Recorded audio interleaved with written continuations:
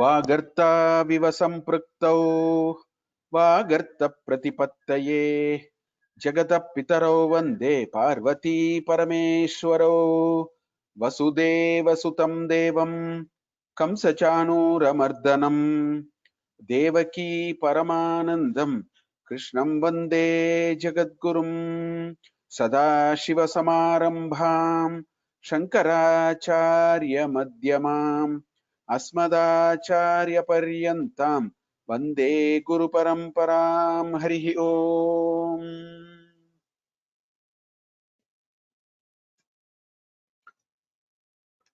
एकादशकक्ष्यायाम् अस्माकं प्रवेशः अद्य। दशकक्षाः अतीताः। इतोपि अवशिष्टं केवलम् एकमेव अस्ति। आगामि शनिवासरे अस्माकम् अन्तिमा कक्षा भवेत्। I think we have spent time has just flown and we are in the penultimate week of this 12-week course which we planned. What I will do, I will take a few questions. In fact, again, there are about 15-20 questions that has come, and I have looked through all of them. I've taken 4 or 5 for a little bit of a discussion today.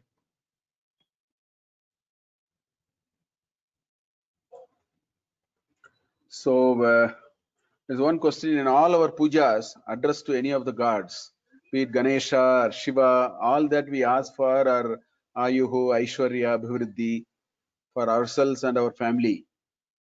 I feel we are begging the cosmos to provide goodies, which takes our mind off the ritual that we are doing. How should we get over with this? I think it's a very pertinent point. I think the person who has raised the question has really brought an important issue. I want to tell you a small story. A king who went on a hunting into the forest actually got lost. He didn't know how to get out of the forest. So he was really stuck, and there was one hunter who really took him out of the thickness of the wood and finally put him back to the Janasthana. He could find his way finally. So this king, before he left, he thanked the hunter and told him, I am the king of this whole place. You come to my court tomorrow. So the hunter went home and he told his wife that, I helped a person. Turns out that he is the king of our country. He has asked me to come to his court tomorrow. So next day he goes to the court, and so the king again told, but for him I would not have been saved. So then finally he told him, you ask anything, I'll give you. So that is what the king said. So this hunter was just taken aback. Of course, I don't think he was taken aback. And hunter thought for a while and told and asked the king, please give me some vegetables and 1 kilogram of rice. Because hunter thought today's food, at least we should have a good dinner. That's all he could think. His frame of mind, his understanding of reality was this much. So we are all like those hunters actually. Yes, all kinds of perishable things. Power, position, money, everything is perishable. So with that kind of a mind, when we do a puja, what he says will happen. It will take our mind off the ritual. We will be all the time looking at only these perishables. So first we should do this nitya anitya vastu vichara, and we should understand that we should not ask perishables. If there is a way we can ask non-perishable, we should ask. We should say, take me out of this cycle of birth and death. Ask some bigger things. That is stage 2. And stage 3, what will happen is, we will actually understand we don't even have to ask this. We will be able to reach a stage where we don't have to ask these things. So that kind of a puja would be a puja which is fully involved in the action, and the Lord will give us what we need. So I think we need to develop this kind of a pathway for us. What is mentioned in this question is very true. In Ramayana and other ancient kavyas, it is mentioned that kings hunt deers. Is it fair and is it not bad karma? Killing a dangerous animal is reasonable. but is killing innocent deers fair? Killing a dangerous animal is reasonable? I do not know. I'll come to it. But first of all, I want to tell you, moment you say hunting, moment we think of hunting, this is all comes to our mind. There is one king who goes on a horse and go for hunting. This is what we think. So you don't go that far. This East India Company and these British officers, these fellows there, one of their job was hunting. Instead of a bow and arrow, they were having a revolver with a bullet. So this hunting, don't think it is an ancient thing, although it is made out like that here.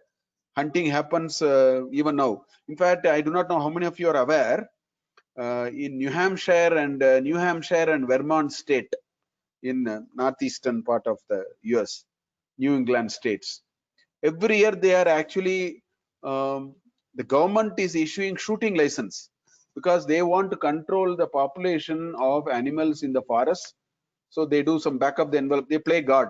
They do the back of the envelope calculation and decide this deer has to be only in this many number. So they issue shooting licenses. So I'm telling, hunting is happening even now. So hunting is actually a very bad karma, there is no doubt. And it only reflects of the people. The evolution, it reflects the stage of the evolution of the people. I hope one day they will evolve and then come out of this. Now, killing a dangerous animal is, I don't know whether it is reasonable, but there is a apad dharma. If a dangerous animal is at the verge of attacking us, we should kill. If the dangerous animal is not attacking us, you can't kill. Only an apad dharma you can kill. Otherwise, I think every living being has their right to live. So therefore, that's how I think we must say. Why even a Bollywood actor, I don't want to name, you may be reading the news. Bollywood actor is now into a court case and all that because he killed a deer, an endangered species. So this is in the mind of people. It is not the ancient kings. It's happening today also. So for there is a third question for parents with special needs children. How can they make a transition to Vanaprastha ashrama? This is a question. Now, it's very important to understand Vanaprastha ashrama, one becomes eligible only when the duties of Grihastha ashrama are completed, which means, if you have a daughter, the daughter is married. If you have a son, the son is settled, married, and all that. So if the daughter is not married yet, or she chooses to, and if there is a special child, it requires medical attention and so on, then you can't throw off everything and read Manusmriti chapter 6 and say, okay, let me leave all these and go. It is not like that. But because we are aging, our evolution is inevitable. Even when we are attending to these elements of Grihastha ashrama, I think in a modified way, we may be in a position to actually practice Vanaprastha ashrama. I think that is how we should actually look at it. So that's the most important thing. There is this question. We are following the modern education system for our children, which only encourages competition and teaches success in the form of material achievements. We are indirectly letting them get engaged in a system that is not going to let them understand or follow dharma. Is that right? 100% right. I think because our educational system, the edifice, this whole foundation of our educational system is based on Macaulay, based on Semitic religion background, not on Sanatana Dharma background. Therefore, today's modern education is an utter antithesis and a disaster when it comes to Sanatana Dharma. So let us not even have an iota of doubt about it. Now, what do we do? Well, I only am hopeful that in about 50 years, 100 years, this education system will change. So now we need to talk about the via media solution. There are already some alternative education systems which are being, experimented here and there. You have Purna Pramati in Bangalore, that comes to my mind. So I think these experimentations are going on. It will take some time. So what do we do now? That's the question. The point is, every parent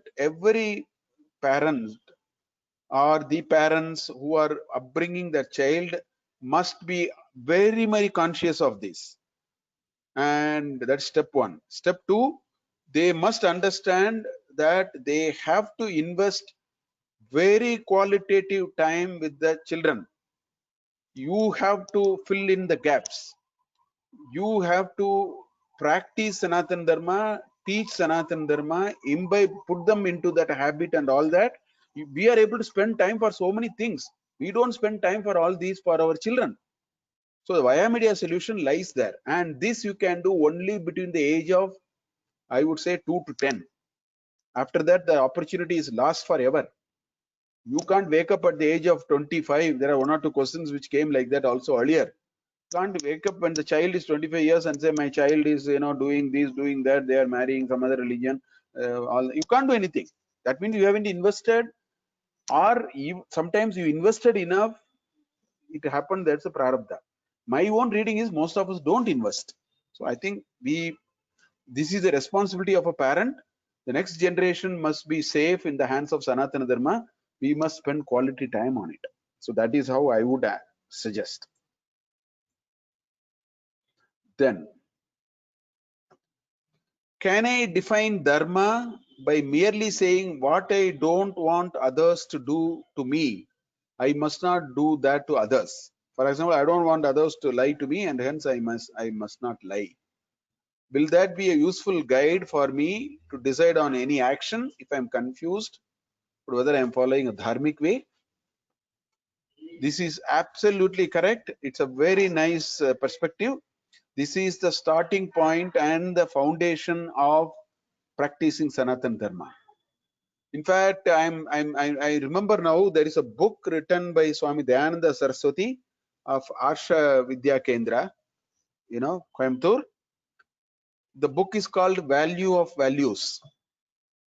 This book has taken 4 shlokas from Bhagavad Gita, chapter 13, shloka 7 to 11. Amanitvam, adambitvam, ahimsa, kshantirarjavam, acharyopasam, stairyam, atma vinigraha. Like that it starts. 20 values are there in that. So Swami Dayananda Saraswati has written a 150-page wonderful book on it. In that book, the preamble is about what is called half values. I want to take a minute to talk about half values. What is asked this question, we should understand. See, lot of us, you know what we are doing? We are saying, I don't want anybody to blatantly lie at me. Make me a fool by telling all kinds of lies, cheat me. But when it comes to me doing something to others, once in a while I will cheat, once in a while I will lie. That's okay, because I think it's okay. This Swami Dayananda Saraswati calls it as half value. We should never practice half value. Half value means I don't want anybody to inflict violence on me, but I will inflict violence. Eating non-veg is inflicting violence on somebody. So I don't want anybody to not tell truth to me, but I will once in a while lie. This is called half value. I think if we can practice life in a way, there is no scope for half value. We have covered a lot of ground in dharmic living. I agree with this now. If that is the case, isn't everyone born with that knowledge inherently and lose it in the way?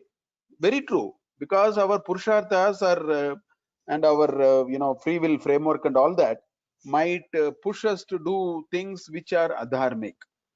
I think we should be reminded of this and then get back to this. Never practice half value. We should do what we expect others to do to us. We will lead a very dharmic life as a first step. Then, of course, there are other things to move on. Okay, these are some of the questions I thought I will take up for discussion today.